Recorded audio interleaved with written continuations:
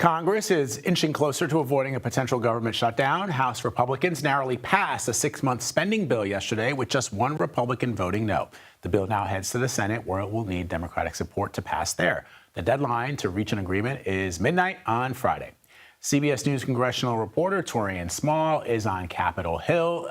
So, as we just indicated, Taurean, the CR narrowly passed the House. The Senate is a much different prospect. It strikes me that most members, Democrat and Republican, don't like to see government shut down. So the question is, do the Republicans have the votes to get this to the president's desk? No, quite frankly. I mean, they don't even have the full support of their own conference. Senator Rand Paul was the first one to come out and say he, like his colleague in the House from Kentucky, Thomas Massie, will be a hard no on this bill because the cuts in it just aren't deep enough. Those cuts, though, were concerning enough for Democrats to say at large they won't be supporting this. Though we did see one Democrat in the House support that in Josh Golden. He said that he supported this because he didn't want to see a cut down. He thought the characterization of this bill was a bit misleading and dishonest from Democrats, but the rest of the Democratic Party didn't agree with that, including Minority Leader Chuck Schumer. He's directing his conference to vote against this, so it's unlikely that Republicans will get the numbers here. And just to lay out the math, normally because of the makeup of the Senate, Republicans would have to seek, in order to avoid a filibuster, about 7 Democrats to come across the aisle to vote for them. With Rand Paul's no, that means there are now 8 Democrats who would have to join in order for this bill to make it to the president's desk. So that's kind of intriguing, Tori. And it does strike me then that there's going to have to be a lot of whipping going on in the Senate over the next couple of days. What are you hearing just from your sources of the prospects of that happening, getting this to the president's desk?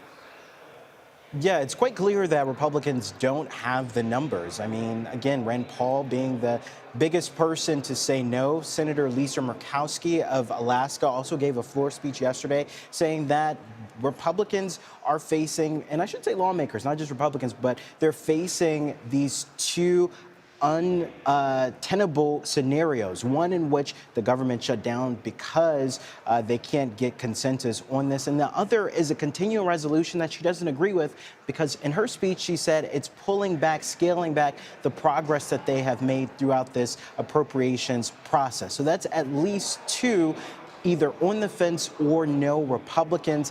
In terms of Democrats, it's clear that they want to stay united on this, show a united front in opposition of this. But we know that the strategy for Republicans moving forward is to lay the blame of a shutdown at the feet of Democrats if that happened. So it's likely what we'll see happen over the next couple of days is last-minute scrambling to maybe get an alternative bill that both sides can agree on in order to avoid a government shutdown. Again, politically, optics would not be in the favor of the Republican Party if this does happen, even though they are placing the blame squarely at the feet of Democrats, Vlad.